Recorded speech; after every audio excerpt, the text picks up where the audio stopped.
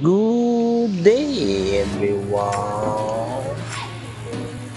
Eto at napalusob nga tayo sa Muntinlupa mga boss para mag home service at inabot na ng gabi dahil sa laki ng pinagawa ni Bossing. At syempre hindi natin tusukuan to hanggang matapos mga boss. Pero mukhang di ko na talaga kaya mga lods at gabi na.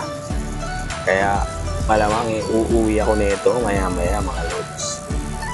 Shoutout ko lang pala si Sir Jan. Thank you very much po Sir Jan. At binigyan niyo ako mga pamangkin mong customer sa at syempre nag-dinner muna kami bago ako umuwi mga lods. At ayan, kinabukasan binalikan ko na po ito mga boss para umpisahan ulit.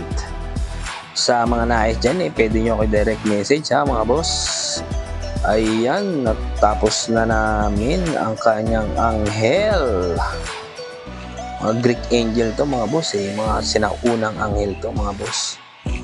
Salamat po bossing. Ayan si boss.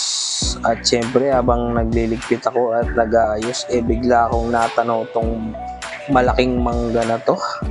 Kakaiba talaga, sobrang laki. Na-amaze ako kaya medyo alam mo na, medyo nag-selfie muna ako dito mga boss. Ayan tamo laki Yan at tapos nagsumunod naman ang kanyang asawa at yan nagpadagtong ulit si boss. Sabay ang tsuhin niya, nagpatato na rin at yung isa niyang tsuhin, nagpatato na rin si Sir Jan. Salamat po boss Jan. At syempre may pasalubong ako galing Amerika, hahaha.